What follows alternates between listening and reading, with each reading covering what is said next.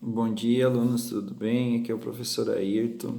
Eu estou aqui para falar para vocês que nós vamos ter que ministrar uma web aula. O professor vai tentar assim explicar. Eu vou mandar um PDF, um texto da aula e isso aqui é mais ou menos uma explicação. Qualquer coisa que vocês não entenderem, vocês chamem também no privado, façam os questionamentos através do WhatsApp. Bom, pessoal, o professor também quer explicar que essa semana vocês estão assim, foram programados, tem um cronograma. Cada semana vocês vão receber aulas de algumas matérias. Nesse caso, agora vocês vão receber aulas de história e geografia. Assim, o professor vai mandar um texto, vai mandar essa web aula explicando alguma coisa e vai mandar umas atividades. Serão 5 atividades. Essas atividades, assim, é para vocês fazerem e vocês responderem. Eu preciso que vocês façam, respondam essas atividades. Não vai ser difícil. E eu preciso que vocês coloquem o nome de vocês e respondam e me enviem foto. É preciso, pessoal, que vocês enviem a foto, porque vai ser através do retorno dessas atividades que o professor vai poder dar a presença para vocês e vocês serem avaliados. É muito importante, então, isso. Então, o professor vai agora, essa segunda, o professor vai enviar essa aula para vocês e até sexta vai ser enviado mais uma web aula com mais 5 atividades para vocês responderem. Então, no total dessa semana, vocês vão ter que responder 10 atividades de geografia e provavelmente mais algumas atividades de história, que daí vai ser o professor de história. Então, é importante. Outra coisa que o professor quer falar para vocês, que no caso assim, se vocês não tiverem, o professor vai enviar esse material para vocês que vocês podem imprimir, um material em PDF. Se no caso vocês não têm como imprimir, na quarta-feira na escola vai estar disponível o material para vocês imprimirem lá na escola. Então, assim, quem não tem condições de imprimir pode ir até a escola e que lá vai ser imprimido esse material para vocês. Essa semana, então, essa aula que está prevista para vocês, que o professor vai dar para vocês, vai ser sobre rural e urbano brasileiro. Então, assim, vocês vão ter que saber a diferença entre o rural e o urbano. Nesse primeiro momento, o professor vai fazer um apanhado geral entre rural e urbano. Depois, acho que quarta ou quinta, o professor vai enviar, quarta-feira, provavelmente o professor vai enviar para vocês de volta mais um textinho explicando daí específico só sobre o rural, um texto só sobre o rural e só sobre o urbano. Então vamos lá, pessoal. O que a gente entende sobre rural e urbano? A gente sabe assim, quando a gente fala assim, o município de São Francisco de Assis, ele é um dos maiores do Rio Grande do Sul. Bom, que a gente pensa assim, pá, mas como maior? A gente sabe que a maior cidade do Rio Grande do Sul é Porto Alegre, né?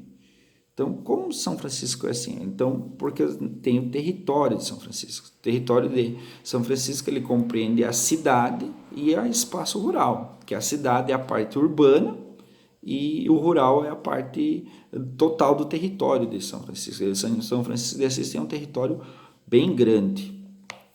E assim, então, outra coisa que o professor queria falar com vocês, assim, quando vocês já viram falar assim, vou para fora, vou visitar aquela minha avó que está lá fora.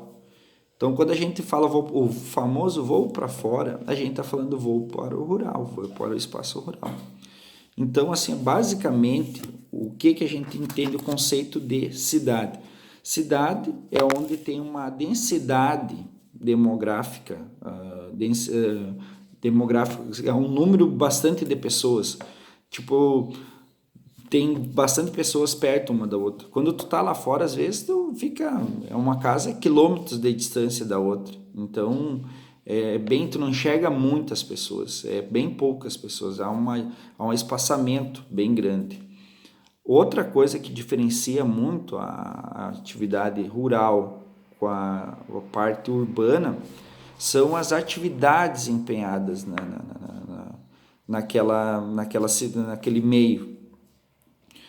Por exemplo, assim, quando a gente fala assim, a prefeitura fica no espaço urbano ou rural? A prefeitura fica dentro do urbano.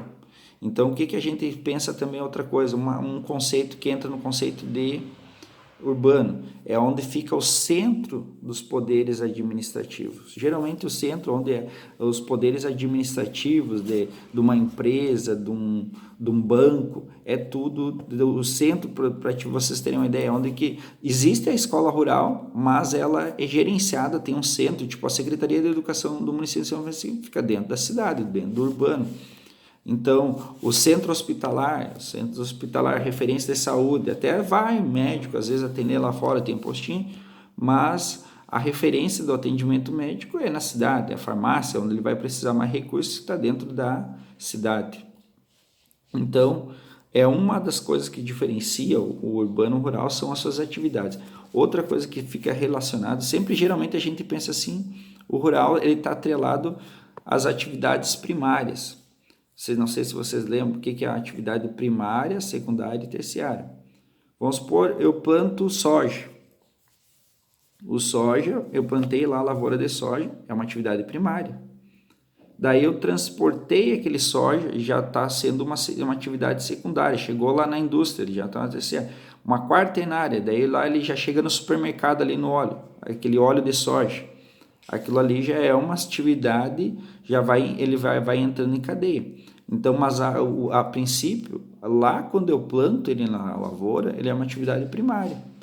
Hoje existe assim também pequenas agroindústrias. Vamos supor, eu tenho uma plantação de pêssego. Eu plantei a plantação de pêssego, plantei o pêssego, é uma atividade primária. Daí eu lá dentro da minha propriedade rural, eu comecei a fazer as compotas. Comecei a fazer o doce de pêssego. Eu comecei a colher aquele pêssego, fiz um doce e coloquei no vidro para vender. Daí já seria uma atividade secundária dentro de uma propriedade rural. Esses casos assim, tipo eu tiro o leite da vaca e eu faço o queijo. Ele já é uma atividade secundária também. Então, há dentro do espaço rural atividade secundária, mas você geralmente, onde eu fiz o queijo, vou vender aonde? Muito pouco eu vou vender lá fora, vou vender dentro da cidade.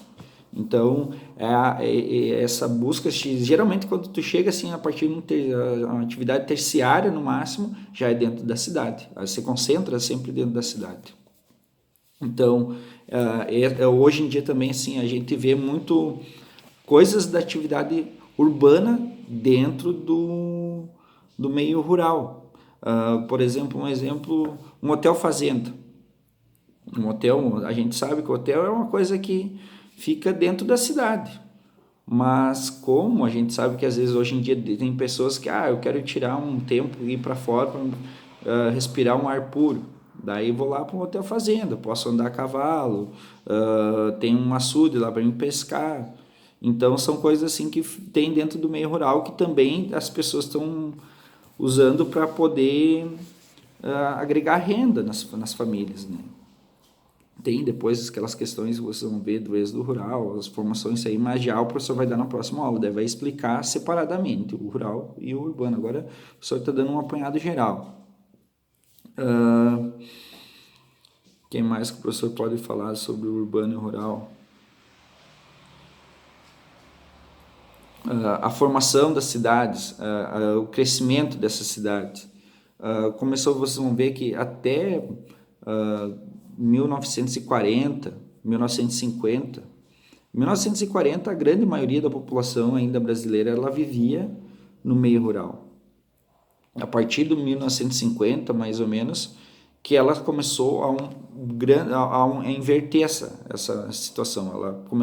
A maioria da população começou a viver dentro das cidades. Daí vocês vão ver o que foi o que levou o Brasil, no caso do Brasil, principalmente, o Brasil, antes ele tinha uma mão de obra escrava. O que era? Era uma mão de obra que essas famílias, essas pessoas, elas não tinham salário. Elas não recebiam rendimento. A partir do momento que começou a se ter aquela mão de obra assalariada, elas demandavam mais necessidades, elas queriam comprar. E com a demanda começou a vir aumentar a produção. E com esse aumento de produção, aumentou a industrialização. Teve uma necessidade de se industrializar. E quando começou essa industrialização, essas indústrias se concentravam nas cidades. Então houve uma inversão. E essas indústrias elas demandavam mão de obra. Então as pessoas começaram a vir para as cidades, busca de emprego, de salários, e essas indústrias elas incentivavam também essa inversão da população para o meio urbano. Então foi assim, a partir com a industrialização, que a maioria da população mundial começou a se inverter. Ela começou a vir tudo para dentro do urbano. E tanto é que hoje em dia a gente tem, São Paulo é uma megalópole, né? Então a grande São Paulo, ela concentra em torno dela, tem o ABC Paulista, concentra grande número de indústrias ali, né? A maior parte das indústrias brasileiras estão em São Paulo.